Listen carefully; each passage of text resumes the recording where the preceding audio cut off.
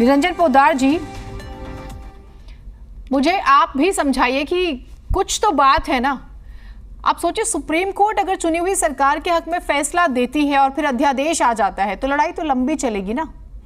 और ये भी क्या नहीं लगता कि समय के साथ बहस हो जानी चाहिए कि जनता जिसे चुनती है, यानी कि एक होता है नॉमिनेटेड, एक होता है इलेक्टेड, और उनके अपने अपने अधिकार क्षेत्र, इसकी लड़ाई बहुत लंबी चलती हुई नजर आ रही है।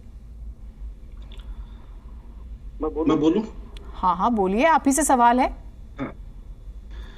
देखिए जीनत जी, ऐसा है कि सुप्रीम कोर्ट के अंदर ये मुद्दा पिछले 8 साल से जिस तरीके से हाई कोर्ट होते हुए और सुप्रीम कोर्ट में गया, और जिस तरीके से सुप्रीम कोर्ट ने अपने विवेक के आधार पे, एक में थोड़ी इको बहुत ज्यादा आ रही है, तो अपने विवेक के आधार पे सुप्रीम कोर्ट ने इसके अंदर ये फैसला दिया कि दिल्ली की जो सरकार है, चुनी हुई सरकार है, उसी के पास ये पावर रहेगी कि वो किसको मतलब ट्रांसफर पोस्टिंग किसको वो नियुक्त करेगी, कहां पे उसको ट्रांसफर करेगी, या उसको उसके ऊपर कार्रवाई करने का जो है दिल्ली सरकार के पास इसका अधिकार रहेगा। ये सुप्रीम कोर्ट ने अपना वर्डिक्ट दिया।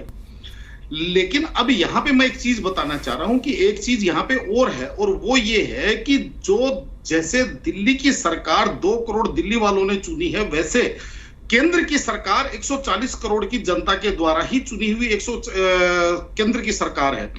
और अगर केंद्र की सरकार को अपने विवेक के अंदर, हमारे यहाँ तो 356 का भी प्रावधान है संविधान के अंदर, कि अगर किसी राज्य के अंदर कोई फेडरल स्ट्रक्चर को लेकर के या किसी भी प्रकार के राष्ट्र के हित को लेकर के कहीं कोई अगर समस्या होती है, तो वहां पे 356 का प्रयोग करके सरकारें बर्खास्त की गई हैं, और एक बार नहीं लगभग 125 से ऊपर बार सरकारें बर्खास्त हुई है। तो क्या इसका मतलब वो लोकतंत्र का गला घोटा गया था चुनी हुई सरकारें जो बर्खास्त की गई थी?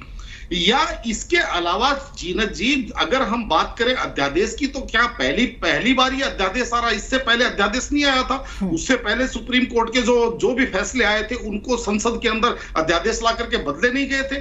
तो कहने का तात्पर्य ये है, यहाँ पे दोनों का अपना अपना पॉइंट ऑफ व्यू है। वो यहाँ पे केंद्र सरकार का अपना पॉइंट ऑफ व्यू है और राज्य सरकार का यानी आम आदमी पार्टी का अपना एक पॉइंट ऑफ व्यू है। अब इसके अंदर देखिए, अगर अध्यादेश आता है तो ऐसा तो है नहीं कि ये अध्यादेश बिना लोकसभा के, और पहले सरकार अध्यादेश लेके आई, और अब जिस तरीके से कानून है कि अध्यादेश को 6 महीने के अंदर अंदर दोनों सदनों से पास करवाना होता है, तब जाकर के वो कानून का रूप ले लेता है। और जिस तरीके से सरकार अब उनको दोनों सदनों से पास करा रही है, मेरे हिसाब से तो संवैधानिक तरीके से उस चीज को कहीं ना कहीं संविधान में इस चीज का प्रावधान होगा, तभी वो चीज की जा रही है।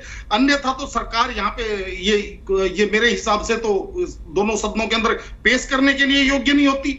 लेकिन जीनत जी, यहाँ पे समस्या क्या है? यहाँ पे जो चर्चा चल रही है वो ये चल रही है कि भी दिल्ली सरकार की चुनी हुई सरकार के ऊपर, देखिए जीनत जी, कहीं ना कहीं केंद्र सरकार को ये लगता है कि भाई दिल्ली के अंदर जिस तरीके से विपक्ष बिल्कुल ना के बराबर है, तो सरकार के ऊपर, चुनी हुई सरकार के ऊपर थोड़ा सा कैप होना अनिवार्य है। यानी कि बड़ी सरकार, जो देश की बड़ी पंचायत जहां बैठती है, वहां की सरकार ये चाहती है कि भाई इसके ऊपर थोड़ा सा कैप होना जरूरी है। इसलिए इन्होंने एक जिस तरीके से कमेटी बनाई है दिल्ली के जो इन ट्रांसफर पोस्टिंग के लिए, जिसके अंदर अरविंद केजरीवाल जी को उन्होंने मेरे हिसाब से यहाँ पे उस कमेटी के अंदर रखा, और जो बहुमत है मेरे हिसाब से इसके अंदर 4 मेंबरों का जो वो होगा। नहीं 3 मेंबर हैं। नहीं, मैं आपको बता देती हूँ, मुख्यमंत्री को बेशक से उसमें जिम्मेदारी अध्यक्ष वाली दे दी गई हो, लेकिन 3 मेंबर है तो 2 अधिकारी हैं, तो वो ऑब्वियसली, और अंतिम फैसला उसमें भी एलजी का होगा।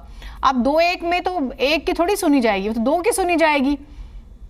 तो वो तो संजीव नासिर जी को दिखाइए, यही है ना रियलिटी।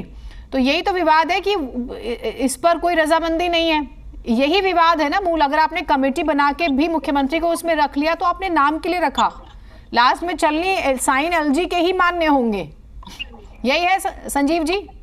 जी जीनत जी, नहीं, अगर आप मेरे को अलाउ करें, बोल लीजिए आप। हाँ, साथ में दिखाइएगा आप। हाँ ठीक है, वो आपका फ्रेम बना रहे हैं, बोलिए आप। हाँ बोलिए आप संजीव जी, क्या कह रहे हैं आप? हाँ जी, मैं जीनत जी ये कहना चाहता हूँ कि केंद्र सरकार ने एक तरीके से, अभी जिस तरीके शुभेंदु जी ने कहा कि हम लोग किसी भी हालत में इसको सदन में पास करवाएंगे, किसी भी हालत में अध्यादेश लेकर आएंगे। सर्वोच्च न्यायालय ने जब फैसला दिया था तो सर्वोच्च न्यायालय के फैसले की भावना ये थी, और संविधान की ये भावना है देश की, कि देश में एक संघीय ढांचा है, देश के अंदर केंद्र सरकार के कुछ अधिकार हैं और दिल्ली सरकार के को जो संविधान ने अधिकार दिए हैं, दिल्ली की जनता की चुनी हुई सरकार, वो सिर्फ आम आदमी पार्टी की सरकार के अधिकार नहीं है, बल्कि देश की दिल्ली की जनता भारतीय जनता पार्टी की भी सरकार बना सकती है, कांग्रेस की सरकार भी बना सकती है। तो चुनी हुई सरकार के जो अधिकार थे, जो संविधान में हमारे को दिल्ली के अधिकार जो मिले थे, उन्हीं अधिकारों को मांग रहे हैं हम लोग। 8 साल लंबी लड़ाई लड़ने के बाद 8 दिन में वो अध्यादेश पलट दिया गया। ठीक है, आपकी बात आगे संजीव जी। हाँ, पोद्दार जी बात पूरी कीजिए।